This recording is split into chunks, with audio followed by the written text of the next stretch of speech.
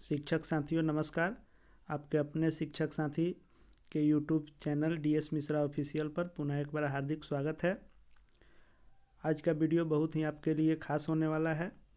आज के वीडियो में हम लेकर आए हैं कि जो हम लोग 7 जनवरी से बिहार जाति आधारित जनगणना का कार्य कर रहे हैं, मकान का सूचीकरण एवं नंबरीकरण का कार्य कर रहे हैं और नजरी नक्शा बनाने का काम कर रहे हैं, तो लगभग अब हम लोगों का कार्य जो है अंतिम पड़ाव में है और हम लोग क्लोजिंग कर रहे हैं और सब कुछ फाइनल भरकर बनाकर जमा करने की ओर अग्रसर हैं।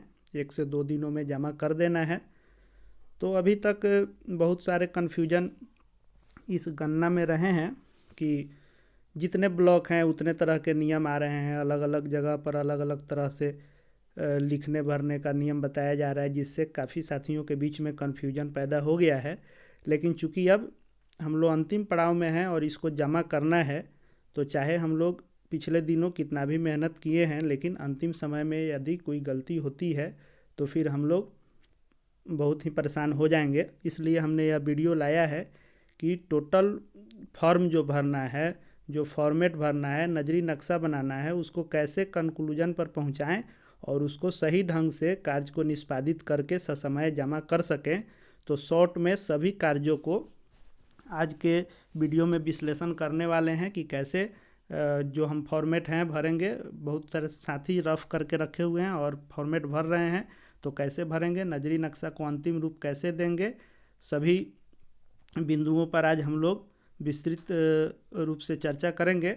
तो वीडियो में हम लोग आगे बढ़ते हैं। अगर आपने अभी तक अपने इस शिक्षक साथी के चैनल को सब्सक्राइब नहीं किया है तो निश्चित रूप से सब्सक्राइब कर लें, क्योंकि आपके लिए ही इस पर वीडियो आते रहते हैं। आपके सहतार्थ वीडियो लाने की कोशिश हमेशा जारी है, तो जुड़ने के लिए सब्सक्राइब कर लें ताकि आगे भी आपके सहयोग के लिए जो भी वीडियो बने सो आप तक पहुंच पाए। चलिए देखते हैं क्या क्या कार्य हम लोग किए हैं, आगे क्या करके जमा करना है।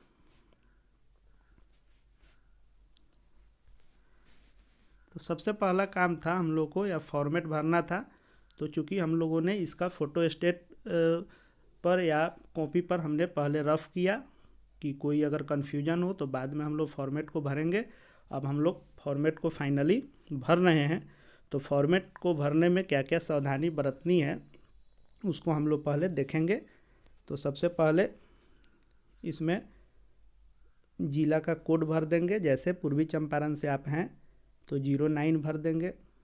अगर पूर्वी चंपारण के आदापुर ब्लॉक से हैं तो इसमें 01 भरना है। जो पंचायत है उसका 001 हो, 002 हो, जो आपको मिला हुआ होगा। आपके जो नियुक्ति पत्र इसमें दिए गए थे जनगणना के लिए, उस पर आपको लिखा हुआ है जो वार्ड आपको मिला था, वार्ड का संख्या, गणना ब्लॉक, जिस गणना ब्लॉक संख्या आपको आवंटित की गई थी उसकी इसमें संख्या भर देना है। 700 से अधिक था तो वो ब्लॉक भरना है, अन्यथा इसको छोड़ देना है। पृष्ठ संख्या भर देना है, शुरू से 1 2 3 4 इसमें पृष्ठ संख्या भरते जाएंगे। तो लोकेशन में क्या करना है कि जिला का कोड, ब्लॉक का कोड और गांव का कोड, पंचायत का कोड यानी वार्ड का कोड और गन्ना ब्लॉक की संख्या भर देनी है। जो इसका फर्स्ट पेज है उस पर सब नाम भी लिखना है, जिला का नाम, ब्लॉक का नाम, ग्राम का नाम, वार्ड इत्यादि उस पर भी भरना है और हर पेज पर इसको भरना है। तो इसको भरने में कोई हमको कन्फ्यूजन नहीं है, चूँकि हमको मिला हुआ है सारा कोड, उसको इस पर भर देना है। जो मेन कन्फ्यूजन था वह था भवन संख्या, मकान संख्या में, और अभी तक कन्फ्यूजन है। हम लोग अंतिम पड़ाव पर हैं लेकिन अभी भी कन्फ्यूजन है। सब ब्लॉक में अलग अलग नियम बताए जा रहे हैं, कोई भी एक मत नहीं हो पा रहा है। तो सीधा सा नियम था भवन और मकान का कि बिल्डिंग अगर एक ही है तो भवन संख्या एक ही दिया जाएगा। मकान का नंबरिंग देने का नियम था कि यदि निकास द्वार 1 है तो एक ही मकान होगा, निकास द्वार 2 है तो 2 होगा, 3 गो निकास द्वार है तो 3 गो मकान होगा, या फ्लोर वाइज है तो फ्लोर वाइज भी मकान संख्या हम अलग अलग दे सकते हैं। तो इसमें कोई कन्फ्यूजन था नहीं, लेकिन कन्फ्यूजन इसमें हो गया। तो पहला था कि अगर निकास द्वार है तो अलग अलग मकान संख्या देंगे, या फ्लोर वाइज है, अगर 2 मंजिला 3 मंजिला घर है तब भी मकान संख्या अलग अलग दे सकते हैं। दूसरा कि अगर मान लीजिए एक ही मकान संख्या में 4 भाई के 4 परिवार का एंट्री करना था तो उसमें मकान संख्या अलग अलग नहीं करके मकान संख्या सेम देंगे और मकान संख्या सेम दे करके अलग अलग वहाँ परिवार के मुखिया का नाम का एंट्री करेंगे। जैसे मान लीजिए क्रम संख्या तो यहाँ से 001 से शुरू होगा, 002 003 ये तो चलते चलेगा, तो क्रम में कोई दिक्कत नहीं है हमको। क्रम संख्या तो सीरियली लगातार भर लेना है, इसमें कोई दिक्कत नहीं है। भवन संख्या में करना था कि भवन संख्या में आपको 0000 सब 3 अंक में भरना था, तो 001 002 इसमें भरना है। लेकिन यदि मान लीजिए कि 001 हम भवन संख्या दिए और उसमें मकान अगर 2 गो हमको करना है, 2 गो निकास द्वार है, 2 भाई अलग अलग हैं, उनका अलग अलग एंट्री करना है, तो इसमें करना है कि इसमें भी भवन संख्या 001 देंगे और इसमें भी भवन संख्या 001 देंगे, और इसमें 001 और इसमें 002। फिर मान लीजिए कि अगले भवन में गए तो अगले भवन में 002 दिए और इसमें एक ही भाई का घर है, एक ही मकान नंबर दे रहे हैं तो 003 दिए। फिर अगले में गए 003 दिए, एक ही मकान नंबर अगर दे रहे हैं तो 004 दिए। फिर अगले में गए तो 004 दिए और इसमें 3 गो एंट्री करना है, 3 गो मकान संख्या अलग अलग दे रहे हैं, तो भवन नंबर लगातार तीनों में सेम रहेगा 004, और यहाँ होगा 005 006 और 007। मतलब इसमें यही करना था कि भवन नंबर तो एक बिल्डिंग है तो एक ही पड़ेगा, अगर मकान एक है, निकास द्वार एक है तो एक मकान संख्या, अगर अलग अलग निकास द्वार है, मकान संख्या अलग अलग दे रहे हैं, तो भवन संख्या सेम रहेगा, एक ही रहेगा लगातार, और जय गो मकान अलग अलग करेंगे उस सीरियल आगे बढ़ता जाएगा। एक चीज़ यह था। दूसरा था कि मान लीजिए कि अगर यह भवन संख्या 1 हो गया और मकान संख्या भी 1 हो गया और इसमें खाना अलग अलग बनता है, अगर बताते हैं कि हम लोग खाना अलग अलग बनाते हैं, सब भाई अलग अलग हैं, लेकिन निकास द्वार एक है और एक ही घर है, मकान नंबर एक ही दे रहे हैं, तब इसमें करना था कि यहाँ परिवार के मुखिया का जो नाम लिखना था। अगर मान लीजिए कि 3 आदमी का है तो यह 001 ही रहेगा तीनों मकान संख्या, और भवन संख्या भी 001 ही रहेगा, और यहाँ परिवार का मुखिया का नाम जो ABC जो भी हो, XYZ जो भी हो, उसको दे देंगे। और तीनों मुखिया से पूछेंगे कि आपके परिवार में कितना संख्या है, तो मान लीजिए इनका 5 परिवार है, परिवार में कुल सदस्य 5 है, इसमें 6 है, इसमें 7 है, तो इसमें एंट्री करना था। परिवार का क्रम संख्या था कि अगर एक ही मकान में तीनों का दिए तो इनका क्रम संख्या 1 2 और 3 यही था। तो इसमें 3 तरह का ही भरना था। एक था कि भवन संख्या अगर 1 है, उसमें एक ही मकान है, तो भवन का भी संख्या एगो पड़ेगा, मकान का भी एगो पड़ेगा, और परिवार की संख्या भी जो होगी वह परिवार की संख्या भी एक ही होगी और परिवार का क्रम संख्या भी एक ही होगा। कोई कन्फ्यूजन नहीं था। जो राज्य से भी फॉर्मेट आया था सैंपल वह यही था। पहला था कि अगर एक भवन हो, एक मकान हो, तो परिवार संख्या भी एक और परिवार का क्रम संख्या भी एक। दूसरा स्थिति था कि अगर मान लीजिए कि भवन संख्या 1 था और इसमें मकान 3 था, तो 001 002 और 003 देना था। सीरियली मकान को बढ़ाना था और भवन नंबर तीनों में 1 ही देना था। और चूंकि तीनों मकान अलग अलग हैं और तीनों परिवार अलग अलग हैं, तो परिवार की संख्या भी एक एक ही होगा, क्योंकि तीनों अलग अलग हैं तो सबके परिवार में परिवार की संख्या एक ही होगी, और सीरियल भी जो था वह भी एक एक ही था। क्योंकि तीनों का मकान अलग अलग है, परिवार अलग अलग है, तो परिवार का क्रम संख्या भी एक एक परिवार ही होगा। यह था दूसरी स्थिति। और तीसरी स्थिति यह करना था कि अगर मान लीजिए कि भवन 1 दे दिए, मकान भी 1 दे दिए, लेकिन 3 परिवार का अलग अलग खाना बन रहा है, कह रहे हैं कि हम अलग अलग रहते हैं, मकान लेकिन एक ही है, ये भी ध्यान रखना है। तो करना था कि भवन नंबर भी 1 होना था, मकान संख्या भी 1 होना था, और परिवार की जो संख्या थी, तो चूँकि एक ही मकान में, 1 नंबर मकान में 3 परिवार रहते हैं, तो तीनों में 3 देना था कि 3 परिवार रहते हैं, और परिवार का क्रम संख्या देना था 1 2 और 3। मतलब तीन ही स्थिति थी कि एक भवन एक हो, मकान भी एक हो, तो परिवार की संख्या भी एक, परिवार का क्रम संख्या भी एक और परिवार का मुखिया का नाम, पहली स्थिति। और दूसरी स्थिति थी कि भवन एक है, मकान 2 या 3 या 4 जितना अलग अलग कर रहे हैं तो मकान का सीरियल 1 2 3 4 तक बढ़ते जाएगा। जितना मकान अलग कर रहे हैं परिवार के मुखिया का अलग अलग नाम होगा और परिवार का क्रम संख्या भी 1 2 3 4 हो जाएगा। और परिवार की संख्या 4 है तो चारों के सामने 4 4 इस वाले कॉलम में लिखना था और परिवार का क्रम संख्या 1 2 3 4 इसमें लिखना था। इसमें 4 4 4 और इसमें 1 2 3 4 दूसरी स्थिति थी। और तीसरी स्थिति यह थी कि अगर भवन संख्या एक ही दे रहे हैं और मकान संख्या भी एक ही दे रहे हैं लेकिन 2 परिवार 3 परिवार अलग अलग खाना बना रहे हैं लेकिन मकान संख्या एक ही दे रहे हैं, तो उसमें करना था कि इसमें भी भवन संख्या में भी 1 1 1 देना था और मकान भी 1 1 1 देना था, लेकिन परिवार का तीनों मुखिया का नाम अलग अलग था। और इसमें जो है परिवार का क्रम संख्या 1 2 3 देना था और इसमें 3 3 3 देना था। यही स्थिति थी।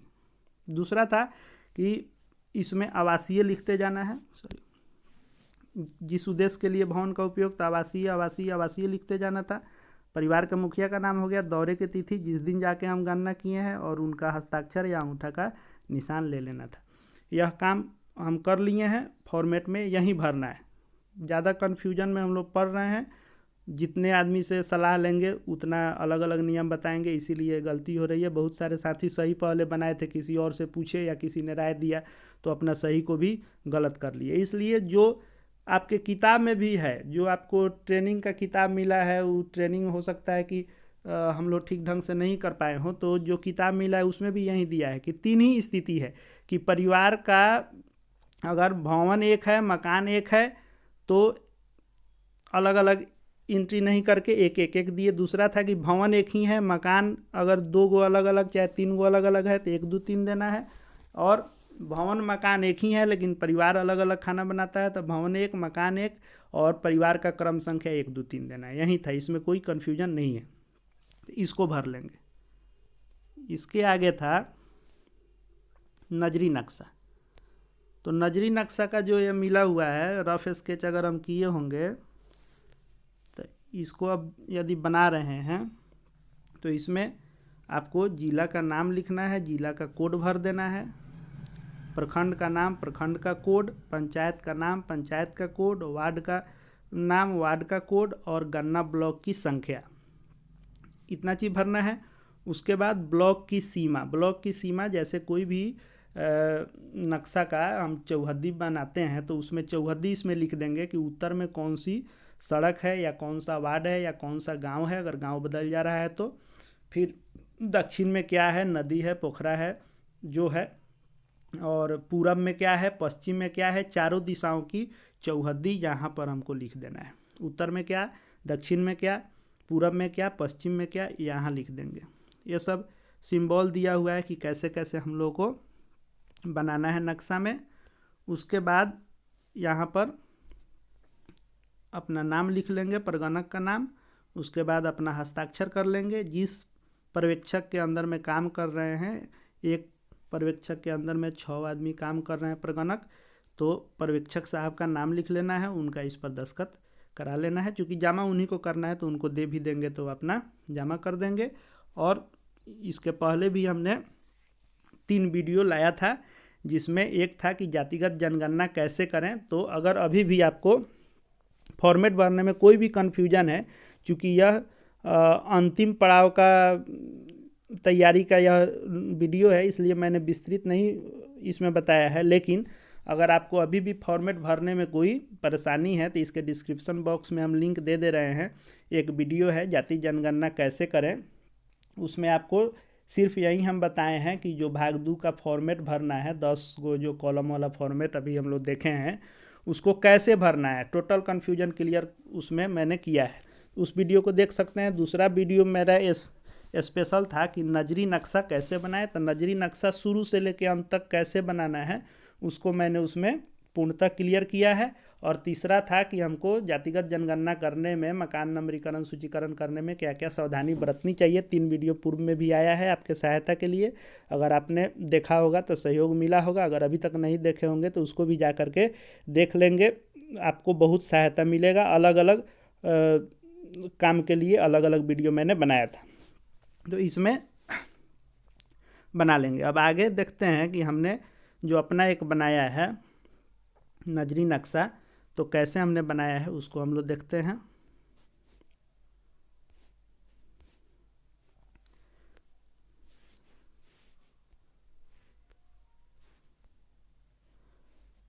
तो मैंने जो यह बनाया है, तो इसमें जैसे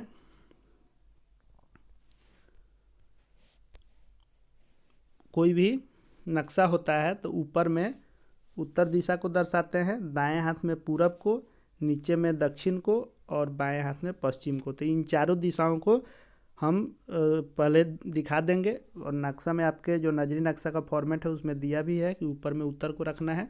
तो ऐसे पहले चारों दिशा को, ऊपर में उत्तर, नीचे में दक्षिण, दाएं हाथ पूरब और बाएं हाथ पश्चिम, इसको दर्शा देना है। दूसरा है कि आपको नजरी नक्शा का सीमांकन कर लेना है कि मतलब उदाहरण के तौर पर आप इसको देख सकते हैं कि हमने शुरू किया है कि उत्तर से यह सड़क आ रही है और ऐसे यह सड़क पूरब की तरफ से आगे इसमें मिल रही है और यह सड़क ऐसे दक्षिण के तरफ जा रही है। तो यह हो गया सीमा, और पश्चिम में यह जो पौंड है यह सीमा हो गया। तो पहले चारों दिशा से अपना सीमांकन कर लेना है। जैसे हमारे जो गन्ना ब्लॉक का चौहद्दी है, तो उत्तर में वार्ड नंबर 5 है, पूरब में वार्ड नंबर 9 है और दक्षिण में वार्ड नंबर 7 है और पश्चिम में यह पोखरा तालाब है। तो हमने सीमांकन कर लिया कि उत्तर में क्या है, दक्षिण पूरब में क्या है, दक्षिण में क्या है और पश्चिम में क्या है। हमको इसी के अंदर काम करना है। हमको जो काम करना है सो इसके अंदर, इसके अंदर, इसके अंदर और इसके अंदर, इतना ही दूर में हमको जो भी काम करना है सो करना है। अब इसमें दूसरा सावधानी क्या करना था कि हमको जो शुरुआत करनी थी वह शुरुआत करनी थी उत्तर पश्चिम की कोण से। उत्तर पश्चिम का कोण यानी भंडार कोण से शुरू करना था और समाप्त कहाँ करना था, तो समाप्त लाके करना था दक्षिण पूर्व के कोण में यानी अग्नि कोण में। थोड़ा सा इधर उधर हो सकता है चूँकि जैसा गन्ना ब्लॉक मिला होगा, अगर हमारा सीमा जो है एकदम एक्यूरेट दक्षिण पूर्व में कोई मकान नहीं पड़ रहा होगा तो थोड़ा सा इधर उधर होगा, लेकिन हमको कोशिश यही करना है कि हम शुरुआत करें तो भंडार कोण से उत्तर पश्चिम से करें और समाप्ति ला करके करें इस कॉर्नर में अग्नि कोण में दक्षिण पूर्व में। तो यह करना था कि सबसे पहले सीमांकन कर लें, जो रोड निकला हुआ है, नदी है, नहर है, उसको दिखा देंगे। अभी हमने इस पर रोड का नाम नहीं लिखा है। अगर आपके नक्शा में जो सड़क गया हुआ है, तो मान लीजिए इस सड़क गया हुआ है तो इसका जो भी नाम है XYZ यहाँ पर लिख देंगे, इसका जो नाम है यहाँ लिख दिए, इसका जो नाम है लिख देंगे, सड़क का जो भी नाम है लिख देंगे। उसके बाद हम क्या करेंगे कि इसके अंदर जो जो गली गई हुई है, तो जो पक्की सड़क है उसको सीधा लकीर से खींचे हुए हैं और जो पगडंडी गई है उसको थोड़ा थोड़ा गैप कर करके जो लकीर खींचा जाता है वैसे मैंने बनाया है और ऐसा ही बनाना है। ठीक है, पगडंडी निकाल दिए, सड़क निकाल दिए। चौहद्दी में जो चारों तरफ है उसको दे दिए कि उत्तर में वार्ड 5 है तो 5 लिख दिए। वार्ड आपके गन्ना ब्लॉक में जो होगा उसको चारों चौहद्दी में पहले हम दिखा देंगे। उसके बाद हमको इस कॉर्नर से शुरू करना है। तो इस कॉर्नर से शुरू किए तो जैसे मान लीजिए मेरा पहला ही है कच्चा मकान है जो गैर आवासीय है यानी ए वाला। तो जो कच्चा मकान है गैर आवासीय उसको मैंने दिखा दिया। उसके बाद आवासीय दिखा। इसमें करना है कि जो आवासीय मकान है उसको स्क्वायर से, वर्ग से दिखाना है। आवासीय जिसमें लोग रहते हैं, पक्का मकान। और कच्चा मकान जो है आवासीय रहने वाला उसको ट्रायंगल से दिखाना है, त्रिभुज बना कर दिखाना है।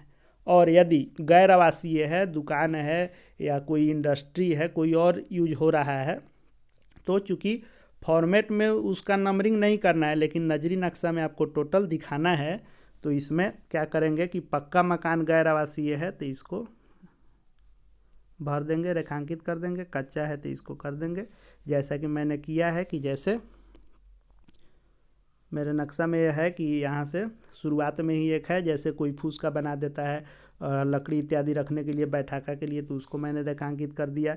यहाँ सड़क के किनारे जो दुकान है उसको मैंने दिखा दिया, इधर भी दुकान है दिखा दिए, इधर लोग अपना सामान रखने के लिए जो बनाए रहते हैं वह सबको दिखाना है। नक्शा में आवासीय गैर आवासीय दोनों को दिखाना है, तो इसको मैंने दिखा दिया।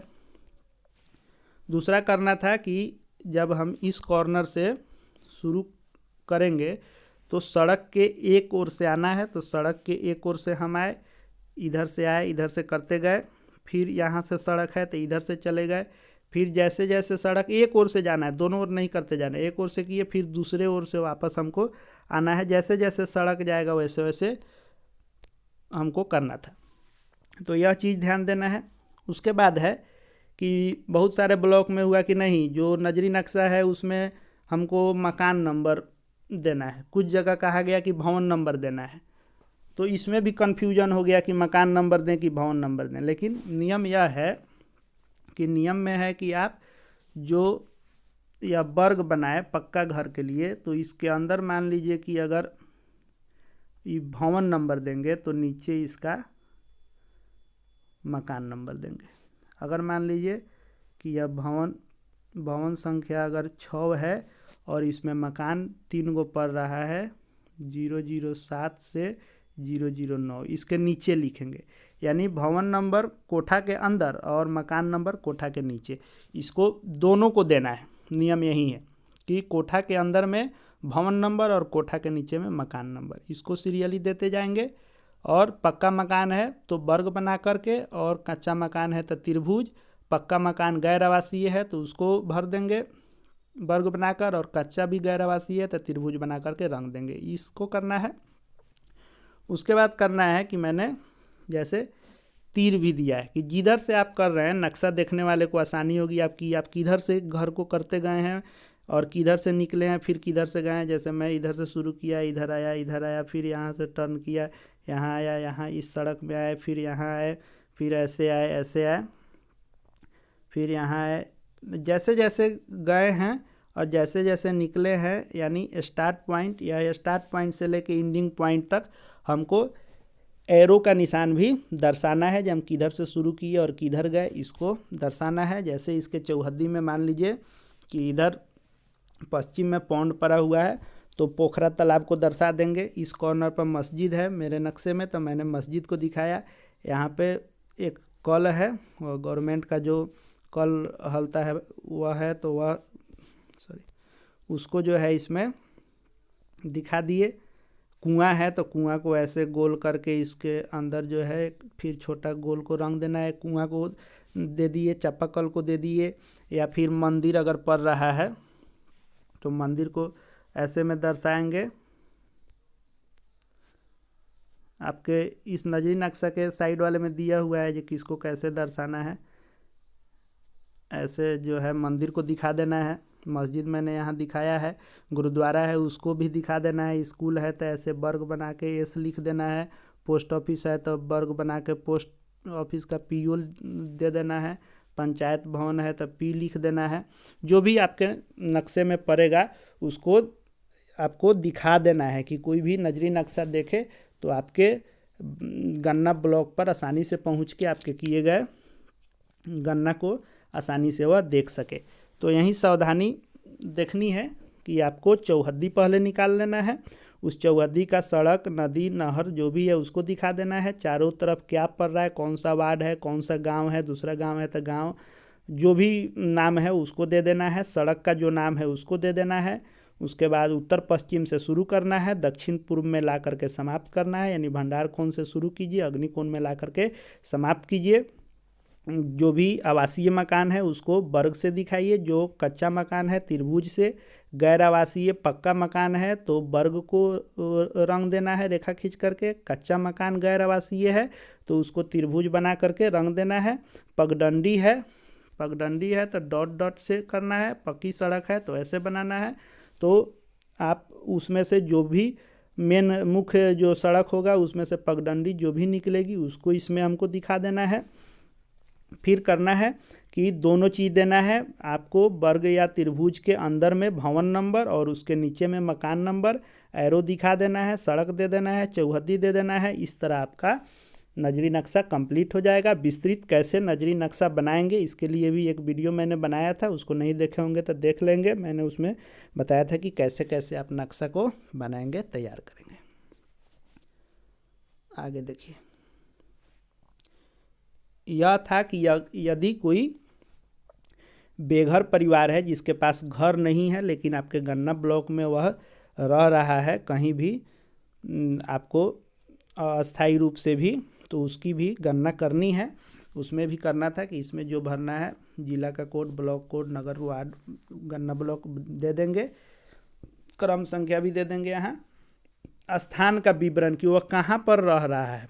जैसे कुछ लोग खानाबदोश टाइप के जो रहते हैं जिनके पास घर नहीं होता है, उनका भी गिनती करना था। तो स्थान का विवरण, चूँकि इनके पास मकान नहीं है तो भवन नंबर मकान नंबर तो नहीं होगा, स्वाभाविक है। तो स्थान का विवरण कि किस जगह पर रह रहे हैं। जैसे कोई भी गैर मजरूआ सरकारी या नहर के किनारे, रोड के किनारे जो लोग रहते हैं, बसे रहते हैं, उनका एंट्री करना था। यहाँ परिवार का संख्या दे देना था। तो चूँकि मकाने नहीं है तो सब परिवार अकेला अकेला होगा, तो एक एक इसमें देते जाना था। परिवार का क्रम संख्या भी देते जाना था। उसके बाद परिवार में कुल सदस्य की संख्या देना था। बेघर परिवार के मुखिया का नाम देना था। और क्या इस स्थान पर 6 महीना से रहते हैं, हाँ या नहीं में इसमें लिख देना था। 6 महीना से अधिक से रहते हैं तो हाँ, और हाल फिलहाल 1-2 महीना से रह रहे हैं तो नहीं इसमें दे देना था। उसका भी हस्ताक्षर या अंगूठा का निशान ले लेना था। अगर ऐसा कोई मिलता है तब इसको भरना है, अन्यथा इसको खाली छोड़ना है। और सबसे अंत में यह दिया हुआ है, तो जब सब भर लेंगे तो यहाँ पर अपना हस्ताक्षर कर लेंगे। यहाँ पर जो आपके पर्यवेक्षक बने हैं उनका हस्ताक्षर होगा यहाँ, और यहाँ हस्ताक्षर हो जाएगा। उसके बाद जो अंतिम पेज दिया हुआ है वह है, इसमें भी वहीं जिला का कोड, ब्लॉक का कोड, पंचायत का, वार्ड का, गन्ना ब्लॉक का, पृष्ठ संख्या तो शुरू से अंत तक दे ही देंगे। उप गन्ना ब्लॉक है तो देंगे, नहीं तो इसको खाली छोड़ने देंगे।